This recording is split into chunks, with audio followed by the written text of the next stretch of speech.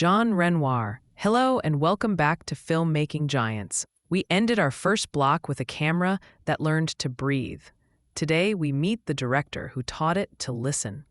If Griffith gave narrative film its grammar and Eisenstein gave editing its dialectics, Jean Renoir gave the movies a civic temperament, an art of staging where a camera moves as graciously as a host, where rooms stay open to the unexpected, where characters are never reduced to a single angle because the lens keeps discovering them from another. His films do not shout their innovations. They behave differently. They let depth hold meaning. They let a doorway carry an ethic. They let a pan feel like a change of mind. And through that gentle audacity, they remake how you and I believe space, time, and neighborliness work on screen. He's born into pictures before cinema existed. His father, Pierre-Auguste Renoir, brushed light onto canvas until it behaved like warmth. The child Jean grew up among models and fruit bowls, in a house where a chair was never just furniture, but an invitation, where a window made a promise to the eye and a promise had to be kept. You can feel that apprenticeship in the way he composes later. Bodies are placed the way a painter arranges color fields, not to impress, but to harmonize.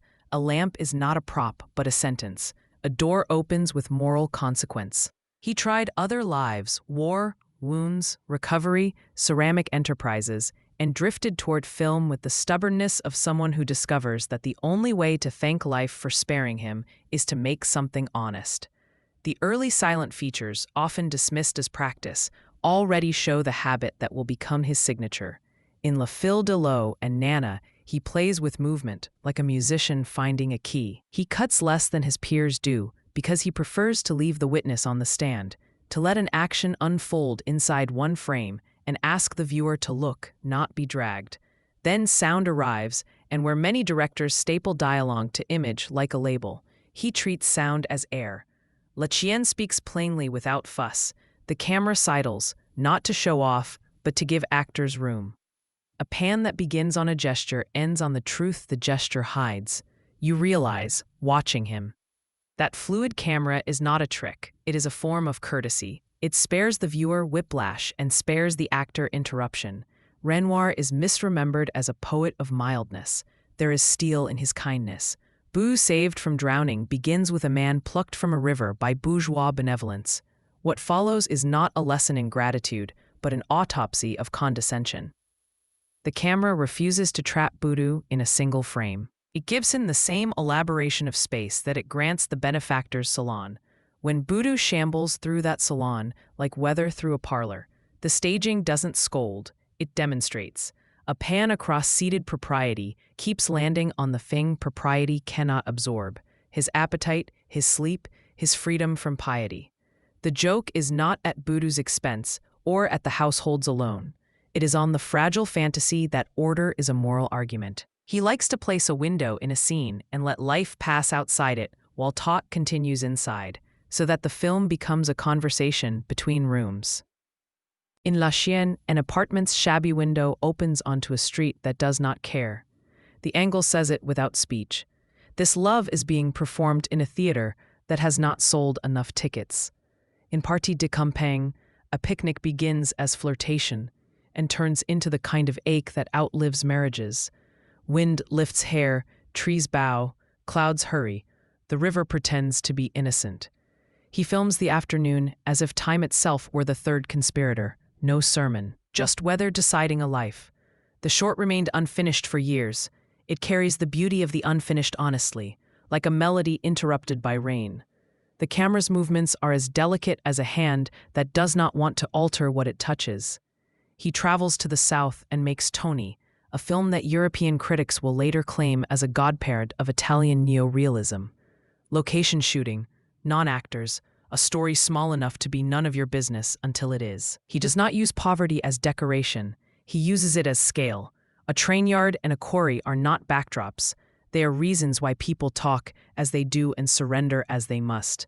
The lens stays patient. It lets corals travel the length of a room. It lets work be work. Renoir is teaching the movies to stop pushing and start noticing. He refuses the impulse to cover every exchange with close-ups. Instead, he builds a frame that can hold disagreement without making either party a stranger. Then comes the film that soldiers wrote about from the front, because it gave them a decent way to name what they had discovered among enemies, La Grande Illusion. When you say the title aloud, it often sounds like a thesis. The film is a room. Captivity and class are its furniture. A French aristocrat pilot and a German aristocrat commandant recognize one another as cousins. Education, posture, the long indoctrination of privilege, and Renoir stages their recognition in depth. Foreground men joke, midground soldiers barter, background figures carry chairs, and across those planes, a glance travels like a letter. He is not proving an argument about the end of aristocracy. He is letting you watch a caste's last coherent conversation. His lens doesn't flatter, it does not indict, it remembers, and it refuses to permit the camera to simplify any man to uniform or accent. Deep staging before deep focus is what he is working with. The lenses of the 1930s rarely kept every plane sharp, but the director's blocking maintains meaning across depth regardless of blur. Jean Gabin in the foreground, Erich von Stroheim set back, a door admitting the cold. Your eyes travel, not because cutting orders them to, but because lines of attention have been drawn like roads. When a character turns, the camera often reframes lightly, as if acknowledging that a person's thought deserves a small accommodation. Bazin later made theory out of this, praising Renoir's democracy of space, but on set it was a method. Stage the scene so the camera can stay honest. La Bête Humaine is proof that he can drive a locomotive and the human engine at the same time. Trains cut across frames like the logic of fate. Gabin's face is a cloud bank that rarely clears. The tracks belong to schedules, but the camera refuses to. A murder occurs not as a climax, but as an oscillation, the way a life keeps returning to a bad impulse. Renoir's discipline here is to make melodrama feel like weather again. He knows the genre's storms, but he never lets lightning become a moral. It remains a force you must read and shelter from. Then La Règle de Jeu, the film that flopped, that censors trimmed, that historians resurrected, that filmmakers study the way musicians study Bach. Everyone has their reasons, says Octave, Renoir's own role. And the movie walks that sentence into every room. A country house becomes a chessboard where desire, rank, boredom, and generosity collide. He designs scenes as ecosystems, a hunt cutting to a kitchen, a salon chant drifting to servants' quarters, a movement of lovers seen through doors, in reflections, behind railings, on balconies. You can pause anywhere and discover a subdrama alive without permission, a maid glancing, a butler deciding not to see, a guest yawning as if yawns were polite applause. The camera's movements are graceful until grace becomes diagnosis. When the lens sweeps and cannot find a place to rest, you feel a civilization out of breath. People call the film prophetic. It is an autopsy that pities the body. Beneath wit and farce, farce done at master level, doors opening in time like percussion. There is the director's refusal to condense a person to their worst moment. Even the cad gets his angle. Even the generous betray themselves when the social weather drops. Renoir's staging in depth and in ensemble is not a style. It is a restraint. He denies himself the editor's license to declare. He prefers to let the room declare itself over minutes. The result is a film in which tragedy arrives as an administrative error. Employees and employers cannot see each other as human until it is too late. War ruptures the gallery. Renoir leaves. In America, he tests what migrates. Swamp Water and The Southerner are films Americans sometimes call regional, as if region were a diminishment instead of the only way lives are actually lived. He puts the camera at knee height to let you feel mud. He uses light not as glamour, but as temperature. He promises that a porch can carry a philosophy if you let a conversation finish. In The Woman on the Beach, trauma mangles seeing. He stages blindness as a habit of mind that affects the sighted first. RKO wanted a thriller. Renoir turned in The Diary of a Wounded Gaze. Studio hands recut. The film survives like a bird with one wing. He goes back to Europe through Italy and then through the door marked color. The river, shot in India, uses Technicolor the way his father used pigment, to persuade sunshine to mean. He does not exoticize. He watches. A child dies and the world does not. Rituals occur without explanation, because explanation would be a form of conquest. The camera maintains the Renoir courtesy. It adapts to the subject instead of asking the subject to perform. Satyajit Ray, then a young designer, found work on the production and later said the encounter taught him that films could be made from the lives he knew. That influence alone, like a tributary feeding a river, would be an adequate reason to keep Renoir in any canon. But stay with the film on its own terms. It keeps color from becoming indulgent by tying each hue to a daily act. Saris are not spectacle, they are how bodies move. The Ganges is not a symbol, it is a schedule. Girls climb trees not as metaphor, but because the tree is a place. Late works, The Golden Coach, French Can-Can, Elena et Léon, return to theater and pageant without giving up that courtesy. The frame becomes a proscenium that breathes. Costumes teach posture, music teaches timing. The theater is the world, says a character. Renoir agrees only if the theater is porous. In French Can-Can, the canvas of dance is so alive with off-center action that you begin to feel, or remember, that collective joy is a moral good. The camera never sneers at spectacle, it requests honesty from it. When extras become chorus and chorus becomes city, you can feel him smiling at what collaboration can do when nobody pretends to be more important than their square of floor. What, besides the warmth people mention when they say Renoir, does he invent that you can use? Start with staging in depth as a moral instrument. When you stage a meeting in one plane, power tends to polarize, speaker and spoken to. When you stage it in depth, power acquires context. A clerk passing behind, a window showing weather that makes everyone smaller, a rival entering from the rear. Depth staging refuses the simplistic duel and encourages the viewer to weight conflicting claims. It trains the audience's conscience by making it busy. Add reframing as thought. His pans are not tours, they are decisions. When a character's feeling shifts, the camera drifts with it, rather than cutting to announce that the revelation has arrived. This soft pivot, repeated across a film, replaces lecture with companionship. You can translate that into any medium. Instead of trumpeting a conclusion, turn toward it and let the reader walk the distance with you. Add ensemble as truth. He is almost never content to show you a hero doing something while the world pauses.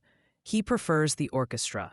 That choice makes his movies feel truer, because most of our lives occur in contexts that do not freeze for us. When you build a scene that contains the next room and the corridor sound and the glance that does not know it's being filmed, you respect reality. You also give an actor the gift of being looked at without being devoured. Add doors and windows as ethics.